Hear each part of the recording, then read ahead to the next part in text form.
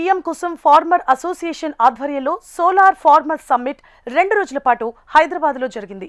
రాష్ట్ర వ్యాప్తంగా రైతులు, నిపుణులు పాల్గొన్నారు. సోలార్ ప్లాంట్ల ఏర్పాటు, సబ్సిడీ, బ్యాంక్ ఫైనాన్సింగ్, టెక్నాలజీ ప్రయోజనాలపై రైతులకు అవగాహన కల్పించారు. కేంద్ర, రాష్ట్ర ప్రభుత్వాలు అందిస్తోన్న సబ్సిడీలపై చర్చించారు. ఇందులో Telangana state planning board vice chairman Chinna Reddy పాల్గొని రైతులకు సోలార్ వినియోగ ప్రయోజనాలను తెలిపారు. సోలార్ విద్యుత్తు ద్వారా వ్యవసాయం చేస్తున్నటువంటి రైతుల సాధికారిత సాధించడానికి ఈ 2 రోజుల సమావేశాన్ని Telangana PM Kusum farmers association వాళ్ళు ఏర్పాటు చేయడం జరిగింది. దాదాపు ఒక 15-20 సంవత్సరాల క్రితం సోలార్ ఎనర్జీ అంటే కేవలం ఉన్న వాళ్ళకే పరిమితమైంది. సోలార్ ఎనర్జీ మనలాంటి బీద రైతులకు, మధ్యతరగతి కుటుంబీకులకు ఏమాత్రం కూడా అవకాశం లేదు ఈ సోలార్ ఎనర్జీ వాడుకోవడానికి అనేటువంటి భావన ఉండేది.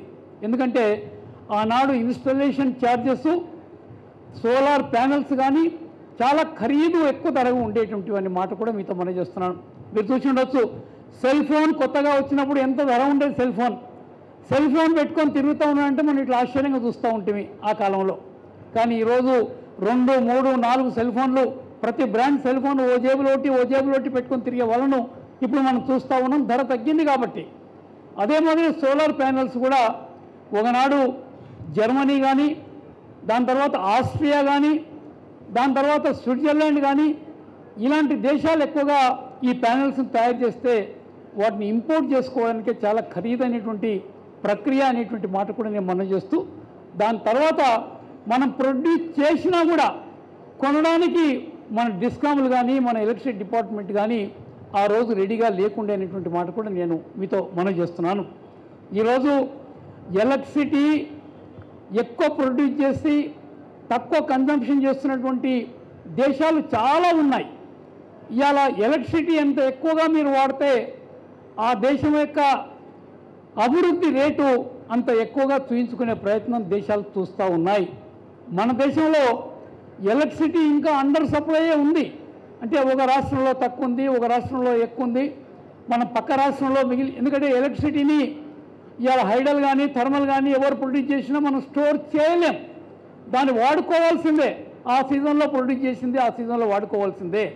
నిత్యము ఆ తీగలలో కరెంటు పారుతూ ఉంటే ఒక దగ్గర నుంచి ఇంకో దగ్గరికి పంపించగలుగుతామే తప్ప స్టోర్ చేసే పరిస్థితి గతంలో లేకుండే.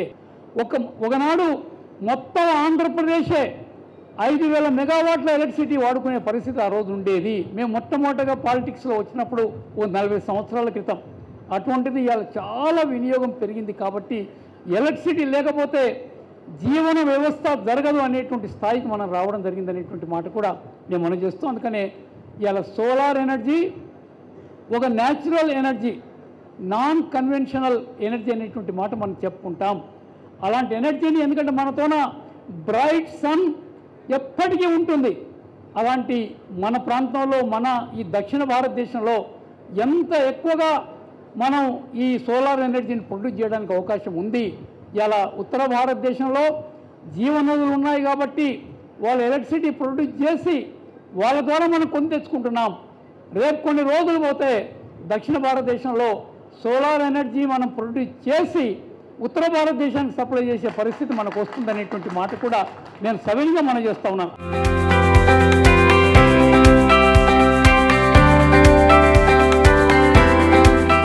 తెలంగాణలో సూర్యరశ్మి సమృద్ధిగా ఉండడం వల్ల సోలార్ వినియోగం రైతులకు ప్రయోజనకరంగా ఉంటుందని, రాబోయే రోజుల్లో తెలంగాణ సోలార్ ఉత్పత్తిలో ముందంజలో ఉండాలని చిన్నారెడ్డి అన్నారు. ఈ మధ్యనే మన పేపర్లో చదువుతూ ఉన్నాం. ఈ మధ్య మన ప్రధానమంత్రి గారు వారు సొంత రాష్ట్రమైన గుజరాత్కు పోతే ఎలక్ట్రిసిటీ స్టోరేజ్ చేసేటువంటి పెద్ద పెద్ద బ్యాటరీస్ ఒక యూనిట్ వారు ఓపెన్ చేశారని నేను పత్రికల్లో చదివాను, టీవీలలో చూశాను అనేటువంటి మాట కూడా మీతో మనం చేస్తున్నాను. ఎందుకని టెక్నాలజీ పెరుగుతూ ఉంది. మనం ప్రొడ్యూస్ చేసే ఎలక్ట్రిసిటీని కూడా స్టోర్ చేసుకునే అవకాశం భవిష్యత్తులో రాబోతుంది. ఈరోజు సోలార్ ఎనర్జీని, లేకపోతే మనకు ఉండేటువంటి నార్మల్ ఎలక్ట్రిసిటీని మన ఇంట్లో ఉండే ఇన్వర్టర్ దాని బ్యాటరీలో స్టోర్ చేసుకొని కరెంటు పోయినప్పుడు మనం వాడుకోవడం మనం ఇప్పుడు చూస్తూ ఉన్నాం. చిన్న స్థాయిలో జరుగుతూ ఉంది, కానీ పెద్ద స్థాయిలో మనకు స్టోర్ చేసుకోవడానికి పెద్ద ఎత్తున మనకి ఎక్విప్మెంట్ అవసరం ఉంటుంది. భవిష్యత్తులో అది కూడా ధర తగ్గితే అందరూ అలాంటి స్టోర్ చేసే అవకాశం జరుగుతుందనేటువంటి మాట కూడా నేను సవినీగా మనవి చేస్తున్నాను. ఫ్రీ పవర్ దొరుకుతుంది కాబట్టి ఇలా రైతులు ఈ సోలార్ ఎనర్జీ ద్వారా నీకు ఇంకా తక్కువ ధరకు మీకు పంప్ సెట్లకు ఎలక్ట్రిసిటీ ఇస్తామంటే అంత ఎక్కువగా వారు ఇంట్రెస్ట్ చూపించడం లేదు. అందుకనే మన దగ్గర రైతులు ఈరోజు తక్కువగా ఉన్నారు. అదే మీరు ఫ్రీ పవర్ కనుక లేకుంటే మాకెవరికి స్థానమే ఉండకుండేది, రైతులే ఎక్కువగా ఈ సదస్సులో ఉండేవాళ్ళు అనేటువంటి మాట కూడా నేను సవినీగా మనవి చేస్తున్నాను. అయినా కూడా ఎనర్జీ యొక్క రైతుల యొక్క మోటార్ పంపులకే కాకుండా అందరికీ అవసరం ఉంది కాబట్టి ఈరోజు పెద్ద పెద్ద లిఫ్ట్ ఇరిగేషన్ తెలంగాణలో ఉండేటివన్నీ కూడా ఎట్లయితే తెలంగాణ వస్తే చిమ్మ చీకటి ఉంటుందని చెప్పినారో, తెలంగాణ భూభాగం చాలా ఎత్తులో ఉంది, నదులు లోతులో ఉన్నాయి, నీరు మనం ఈ భూములకు పారించలేమని ఇంతకాలం మన ప్రాజెక్ట్ ఇవ్వలే ఆంధ్ర నాయకులు. కానీ తెలంగాణ వచ్చిన తర్వాత ఈరోజు ఆ లిఫ్ట్ ఇరిగేషన్ ద్వారా ఎలక్ట్రిసిటీ ద్వారా ఆ నదిలో ఉండే లోతులో ఉండే నీటిని మనం పైకి తోడిపోసి ఇలా భూభాగానికి నీళ్ళు ఇస్తూ ఉన్నాం. ఇలా హయ్యెస్ట్ ప్యాడీ ప్రొడక్షన్ ఎక్కడుంది అంటే తెలంగాణలో, ఈ దేశం మొత్తంలో అనేటువంటి మాట చెప్పడం జరుగుతూ ఉంది. ఎప్పుడు లేకుండా ఈ మాదిరిగా మనం సాధించినటువంటి ప్రగతి అనేటువంటి మాట కూడా నేను మనం చేస్తున్నాను. అందుకనే ఇలా ఈ పంపు సెట్లకు కానీ మిగతా వాటికి కానీ ఎలక్ట్రిసిటీ ఛార్జెస్ కూడా మొదలు రాజశేఖర రెడ్డి గారు ఉన్నప్పుడే ఈ లిఫ్ట్ ఇరిగేషన్లకు కూడా ఫ్రీ ఎలక్ట్రిసిటీ వారు ఇచ్చినారు.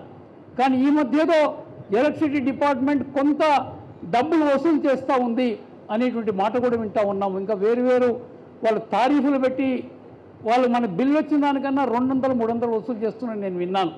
ఈ మధ్య ఒక ఈ ఇరిగేషన్లో పనిచేసే ఇంజనీర్ అనేటువంటి ఆసక్తికరమైనటువంటి వ్యాఖ్య ఏమంటే, మేము నీళ్లు నిలపడానికి డ్యాములు కడుతున్నాం, నీళ్లు మేము స్టోర్ చేస్తున్నాం, మేము స్టోర్ చేసిన నీళ్ళతోనే కదా వాళ్ళు టర్బైన్స్ తిరిగిచ్చి ఎలక్ట్రిసిటీ ప్రొడ్యూస్ చేస్తున్నారు, మా నీళ్ళకు మేము ఛార్జ్ చేస్తున్నామా? మేము నీళ్ళకి ఛార్జ్ చేయనప్పుడు వాళ్ళు ప్రొడ్యూస్ చేసిన ఎలక్ట్రిసిటీకి మేమెందుకు కట్టాలి డబ్బు అనే మాట ఇరిగేషన్ ఇంజనీర్ చెప్తున్నారు. ఇది కరెక్ట్ కూడా.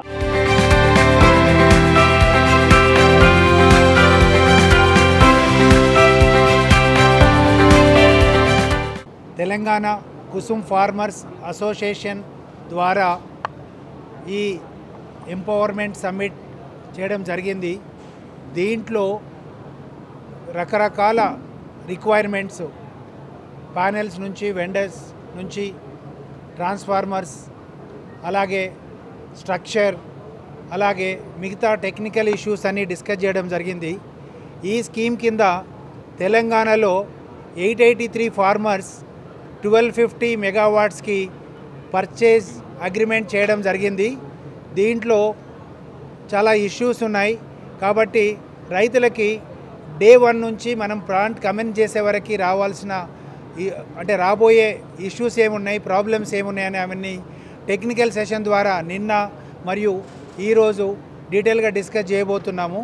ప్రతి రైతుకి ఈ అవగాహన సదస్సు ద్వారా వాళ్ళు సాయిల్ శాంపుల్ నుంచి మొదలెట్టేసేసి లీగల్ ఒపీనియన్ నుంచి మొదలెట్టి, అలాగే వాల్యుయేషన్ కావచ్చు, బ్యాంక్ దగ్గరికి వెళ్ళడం కావచ్చు, బ్యాంకులో ఉండే డాక్యుమెంటేషన్ ఏం కావచ్చు, తర్వాత వాళ్ళు ఎక్కడ ఎలా ప్యానెల్ సెలెక్ట్ చేసుకోవాలి, ఎలా మిగతా రిక్వైర్మెంట్ సెలెక్ట్ చేసుకోవాలనే దాని గురించి వాళ్ళందరికీ అవేర్నెస్ చేయడం జరిగింది. ఈ సంస్థ ఆల్మోస్ట్ ఒక 70 డేస్ బ్యాక్ మేము కొద్దిమంది కలిసి ప్రయత్నం చేశాము. అంటే సంస్థ రిజిస్ట్రేషన్ అయ్యి లెస్ దెన్ 15 డేస్ ఉంది. కానీ అన్నలు హనుమంతరావు గారు, లక్ష్మి గారు, మిగతా వాళ్ళందరూ సపోర్ట్ చేయడం మూలంగా ఈరోజు ఈ సంస్థకి ఇంత రెస్పాన్స్ వచ్చింది. ఈ సంస్థ ఈ రోజుతోని కాకుండా 25 సంవత్సరాలు మనమందరం కలిసి ప్రయత్నం చేయాలి.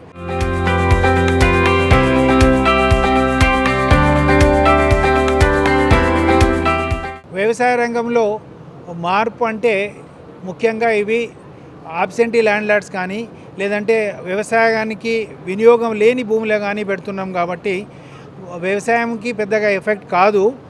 880 ఫార్మర్స్ అంటే మనము ఆల్మోస్ట్ 1400 మెగావాట్స్ అనుకున్నా కూడా 1400 × 3 అంటే 4500 ఎకర్స్ మాత్రమే దీనికి వాడబోతున్నాం. మీరు ఈరోజు చూస్తే రియల్ ఎస్టేట్ రంగంలో ఎన్నో ప్లాట్లు అవి చేసేసి వాటికి ఏమి యూటిలిటీ లేదు. అంటే భూమి పరంగా ఓన్లీ 4500 ఎకరాలు మాత్రమే ఉంటుంది. కానీ ఈ అందరు రైతులు 5000 నుంచి 5500 కోట్ల ఇన్వెస్ట్మెంటు, అది లోను కావచ్చు, మా సొంత డబ్బులు కావచ్చు, ఇంత ఇన్వెస్ట్మెంట్ చేసేసి తక్కువ రేటుకి విద్యుత్ ఉత్పత్తి చేసి డిస్కామ్లకి ఇప్పుడు ఈరోజు మనము ₹6 ₹7 థర్మల్లో పవర్ కొంటున్నాం ఈరోజు కూడా. అదే కాకుండా మనకి పొల్యూషన్ ఎఫెక్ట్ ఉంది థర్మల్ ద్వారా. అంటే 2047 లోపు పొల్యూషన్ జీరో చేయాలని సోలార్ పవర్ని మనము మోటివేట్ చేస్తున్నాము. అది సెంట్రల్ గవర్నమెంట్ కావచ్చు, స్టేట్ గవర్నమెంట్ కావచ్చు. మేము ఈ 883 మంది రైతులమి మా వంతు సాయంగా మా సేవింగ్స్ మేమంతా పెట్టి 15-20% మేము ఇన్వెస్ట్ చేసి దేశానికి రాష్ట్రానికి మేము సేవ చేస్తాం అనుకుంటున్నాం. ఎందుకంటే డిస్కామ్కి ఈరోజు తక్కువ రేటుకి ఫిక్స్డ్ ప్రైస్కి 25 సంవత్సరాలు మేము వాళ్ళకి ఇవ్వబోతున్నాం. ఈరోజు మనం డొమెస్టిక్ రేట్ చూసుకుంటే, కమర్షియల్ రేట్ చూసుకుంటే ₹6 నుంచి ₹9 మనం ఛార్జ్ చేస్తున్నాం. వాళ్ళకు కూడా ఖర్చులు ఉంటాయి. కానీ మేము ఇవ్వబోయేది 25 సంవత్సరాలకి ₹3.13 మాత్రమే. కాబట్టి వ్యవసాయంకి ఏమి ఇబ్బంది కాదు. ఇందులో ఇన్వెస్ట్ చేసిన రైతులకి లాభం ఉంటుంది. ఇనిషియల్గా ఒక 10 ఇయర్స్ వరకు మనం బ్రేక్ ఈవెన్కి వస్తాము. దాని తర్వాత లాభం ఉంటుందని అనుకుంటున్నాం.